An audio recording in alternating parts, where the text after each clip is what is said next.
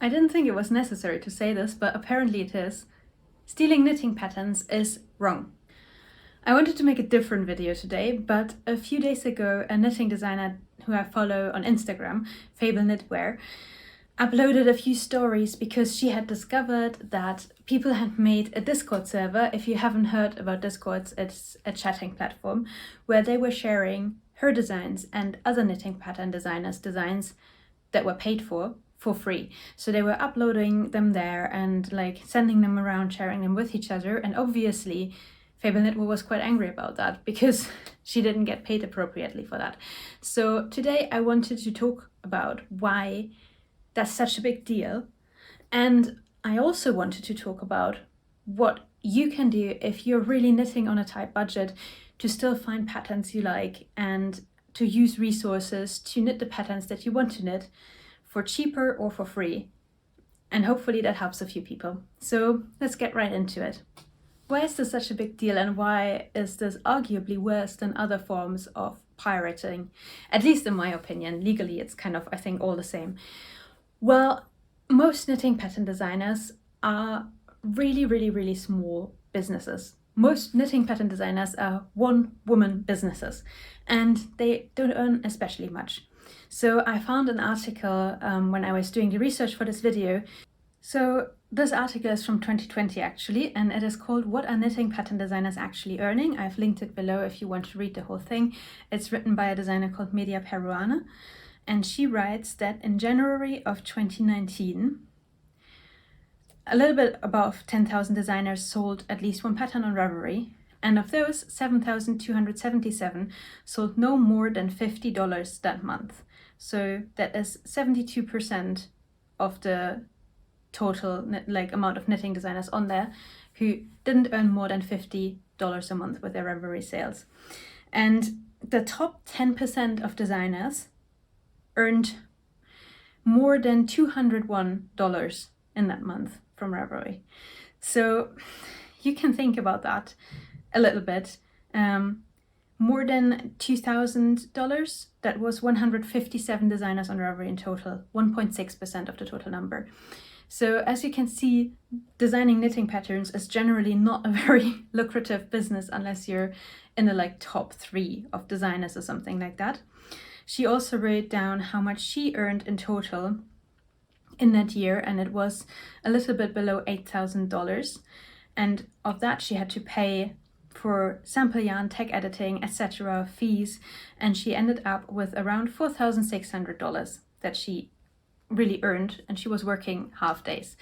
So keeping that in mind, you can see that designing knitting patterns is a badly paid job overall. Yes, of course you can get lucky, but most people don't. And a lot of knitting pattern designers have other side businesses that they earn money with, like running a yarn store, or they do it as a side hustle or something like that. But you're not taking money away from someone who's earning a lot. You're taking money away from a very small, usually women-run business. And I think that's also part of what makes me angry about it, because I feel like this is just part of the bigger picture where women's work does not get valued appropriately. We get angry about the pricing of knitting patterns, or the fact that there are ads on cooking blogs and stuff like that. Sorry, but people earn their money with that, and that's why there are advertisements on there. So to just kind of say, well, your knitting patterns are too expensive, which I saw some people do in the stories that Fable Knitwear then posted afterwards with screenshots from their Discord, it's just really cheeky. And I find that I used to really not have much of a budget for crafting when I was younger, and I find this attitude is so entitled that I don't know what to say about that, because I'm someone who actually is from a background where I feel like humans are entitled to some things, like housing, healthcare, food, water, stuff like that, but you're not entitled to have that particular sweater pattern for free, because there's hundreds of them that you can make that are voluntarily free on Ravelry because people wanted to offer them for free, and because that was a gift to the knitting community. But if you want to make that particular sweater and it has to be that one, and you think it's too expensive, so you end up stealing the pattern, just maybe think about why you wanted to make that specific one that much. And I feel like that gives you a little bit of introspection, and you should realize that that's actually then worth the price for you, because if it's worth for you to want it that bad that you end up stealing it, it's also worth paying the money for it that the designer asked of you. And I'm someone who also doesn't like spending a lot of money on patterns, so I use a lot of free patterns and a lot of free resources, but there are also just patterns where I think, okay, this is really beautiful, but like I saw a sweater pattern and there was justification about why it was that much, because it contained several different ones in it, but it was $25, that pattern for the sweater, and it was very pretty, but for me, I was like, okay, feels too pricey for my budget right now. So you know what I did? I just didn't buy it, and I did not try to find it somewhere for free. So there's that. Now there was one argument that I really can't speak for that Fable Knitwear screenshotted as well, and people discussed afterwards on Reddit, which was great because I read through the thread and it was really nice to get a different perspective on that. Because someone said, well, I mean, you can afford to pay for these patterns because you live in a first world country. And what about people in the third world countries? We are just trying to make it more inclusive, basically, by stealing these patterns and uploading them for free. And yeah, I cannot speak for that at all because I'm from Germany, so I live in a first world country. But fortunately, on Reddit, the discussion was quite interesting, and someone from a third world country commented and said, now that infuriates me. I am from a developing/third world country, and honestly, curse word, I'm just trying to not get censored here. The people from the first world with their white savior complex using us as an excuse. So here you have the official opinion from someone from a developing country. So that argument is also just out. What I also find quite infuriating about this whole thing is that usually the pattern price is like the smallest amount of the total sum of the hobby of knitting. Usually the yarn is more expensive, the needles are more expensive, and a pattern, like seriously, that's the thing where you're like, oh yeah, no, I can't afford that. You're just feeling like it's different to run into a store and grab a ball of rowan yarn and run off with it than it is to pirate like knitting pattern online illegally, but it's kind of the same thing. And there's really not so much of a justification for it. Now, granted, I do realize that people are knitting and crafting on absolutely shoestring budgets. And I've really been there in the past. Like, I used to do a lot of polymer clay stuff, and I used to craft on a budget where I could basically pick up one little packet of polymer clay, which back then was like €2 a week. So I could pick my color for the week. So I know what it feels like when you want to make things and you might not really have the budget for it. So I wanted to talk about a few resources that you can use if you're looking for free knitting patterns or for cheaper knitting patterns or anything like that. First of all, I did want to, again, come back to Fable Knitwear because she's the one who brought this up, and she also commented a little bit more on it and said something that I found really touching. And she said that in the past, if people had emailed her and said, I cannot afford the pattern, but I would really like to make it, I have sent it out for free. So I'm not saying go and badger any knitting designer about it, but if you're really in a position where you absolutely cannot afford a pattern out of economic hardship, but you might have some leftover yarn or something like that, then sending them a message on Ravelry or something is an option, but do not expect that they will be as nice about it. But I mean, some apparently are, so that's great, and that just shows how nice the knitting community is in general, which that's also something, sorry, going off on a very little tangent, that kind of infuriated me about that fake inclusivity argument, because I feel like there's always so much room for improvement, but the knitting community is generally a community that cares a lot about inclusivity and making things more inclusive for people. So to kind of weaponize therapy speech to make people feel bad for the pricing of their knitting patterns, it's just, I don't know, it's so cheeky. It's so cheeky.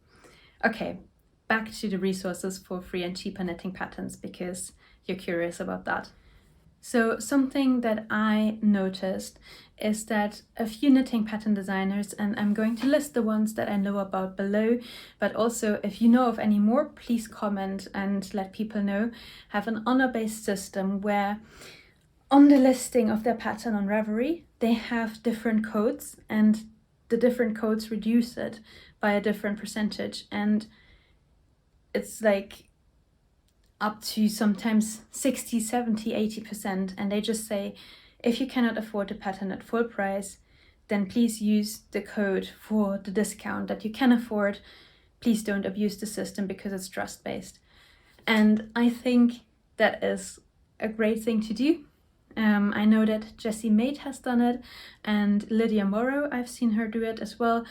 If you know of any other designers, as I said, please comment below, because I think that's a great way to kind of, it's a little bit, it feels cute, you know, like it feels a bit like when people have, like, I come from the countryside originally, and some people had like baskets out of their driveway with like their homemade honey or jam or something like that, and a little money box next to it, and they were like, just pay what you think it's worth, or a glass of honey is €2 or something like that, and you could put the money in and take the glass out, and it was a complete honor-based Scouts honor like system, and generally it didn't really get abused, and no one would steal the money box either. So I hope this works as well for the knitting pattern designers who do it, because that's a great way to make things more accessible for more people.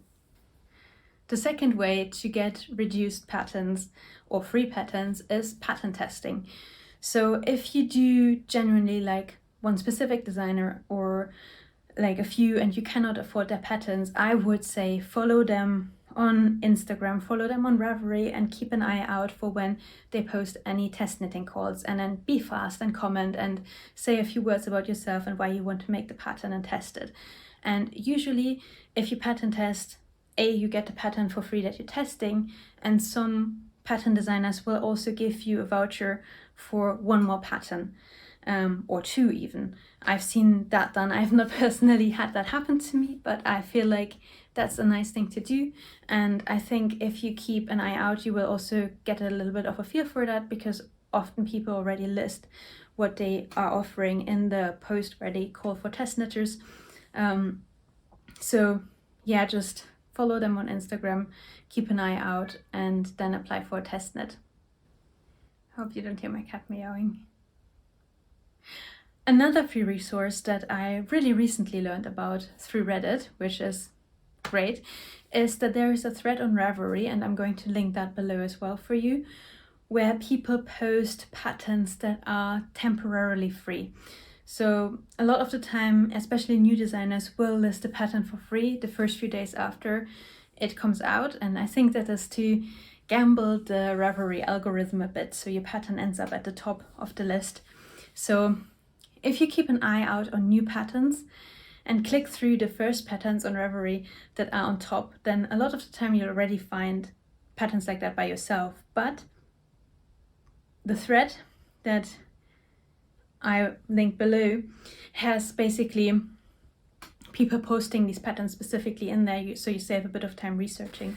So you get a lot of new patterns that are free for a few days, so you have to kind of keep on top of it. But if you do, there's definitely some nice patterns that come out of that. I in fact just added a new hat pattern to my library from that thread today. Also, something that you just like can't forget is the general like free patterns on Ravelry. There's like hundreds of thousands. I don't know why you have to steal a knitting pattern, because there's basically knitting patterns that are free for everything.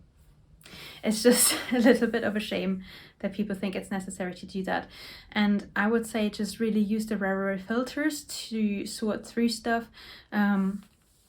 meterage, yardage, whatever, yarn weight, and what kind of stuff you want to make, and you'll find something that's quite similar to what you want to make. And another thing that I find quite important about crafting on a budget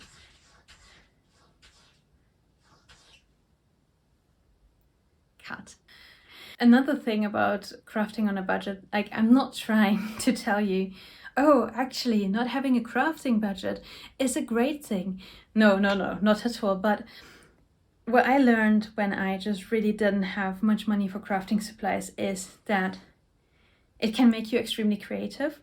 So if you have those free patterns from Ravelry, and there are so many of them, but you want the look of something that's similar to something a designer designed and you can't afford the pattern, then you learn how to adapt. I made so many things without ever using a pattern for it, just by like kind of reverse engineering stuff. That was mostly crochet, because I was crocheting quite a lot in like 2010, something like that. I made that neon cat scarf, all of that kind of stuff that was in back then. And I didn't have a pattern because I couldn't afford it. So I just tried and experimented until it worked. And I feel like if you really want that specific look, there are ways in which you can adapt other patterns to fit something that you want to do, and you get really good at it really quickly. There are a few YouTubers who've made really good videos about how to self-draft things, how to be more creative about stuff. I think the one that I really liked, it was more about like general principles, but it would be quite helpful for someone who wants to look more into that, is from a YouTuber called Breathing Yarn, and I'll link that below for you as well. But there is so much like regarding resources for adapting things and changing the look of things that I'm sure you'll find a way. Another free resource for knitting designs and stuff like that is actually YouTube. There's a lot of YouTubers who make tutorials for specific designs, and you can find so much on there. I find, especially if I look at like Korean crafting channels, there are such cool knitting patterns that people just show you how to make in YouTube tutorials for free there, that it's just really great, and the language barrier is usually not much of a problem. Another option to get like free knitting patterns, and this is a little bit of a double-edged sword, because I actually haven't managed to make something from it, but it would be possible. It's just a bit of a pain in the head. But I was thinking about this specifically because of the Fable Knitwear thing, because she designs patterns that look very like Edwardian in some ways and historical. So there are online archives in which there are hundreds of years of knitting magazines archived for free because they are not copyrighted anymore. And you can just knit anything from that, and it will be an authentic historical pattern that you can adapt as much as you want. And you can make something that looks like it is from a specific time period. The big caveat about that is that the historical patterns are just written in a way that's quite, like, we would say bad. Like, I know people are quite friendly about them here and there, but to be honest, if I look at like early 20th century patterns, sometimes I actually go like, I don't know, I have no idea what they want me to do. This is so short. It just says make 53 out of like 22 or something, and I'm just sitting there like, yeah, but how?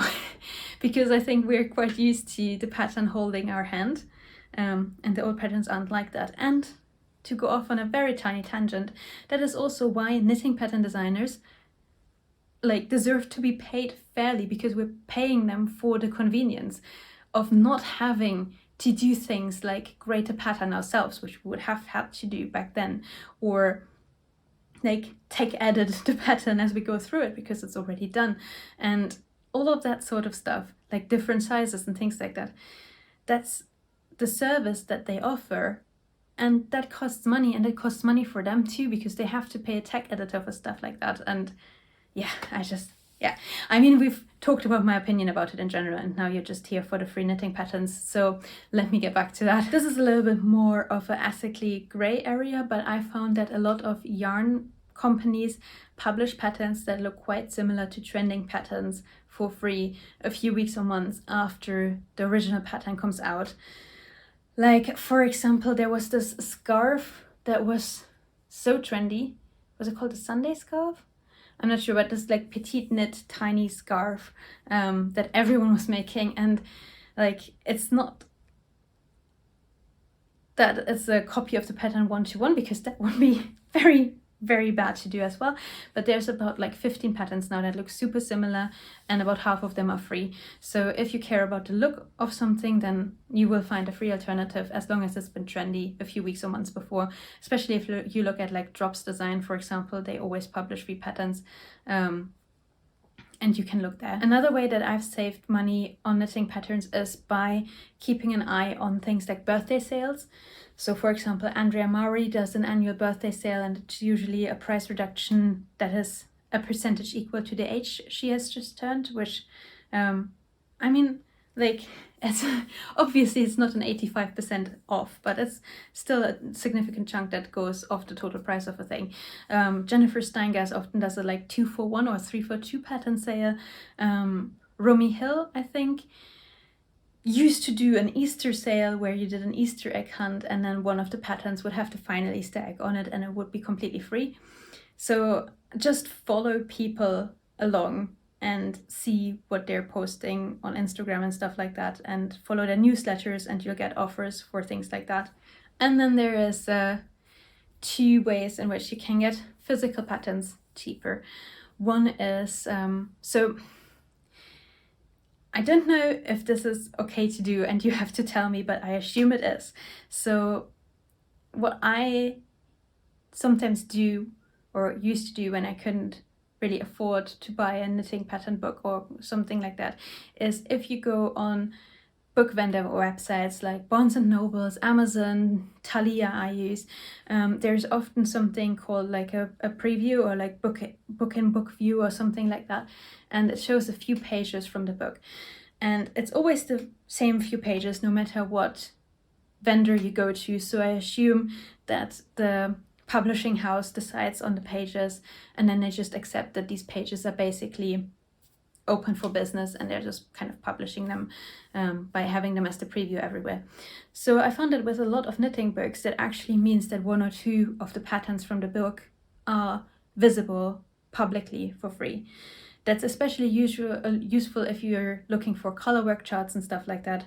And I've definitely use these pages to kind of gauge if I wanted a whole book, but you could also use these pages to make one specific pattern from the book. It's just the publisher has picked it and not you, but it might be helpful for someone, so I'm telling you that. And the second thing, and it's such a big thing, and I feel like people really don't use them enough, is there's libraries.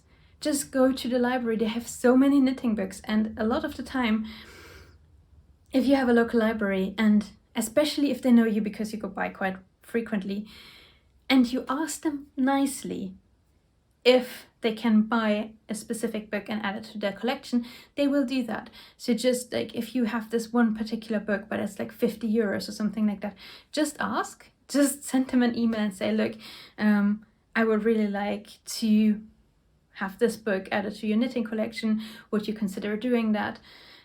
All the better if your friends also want the same book there, and maybe also send an email or something like that. But a lot of the time the library would do that for you.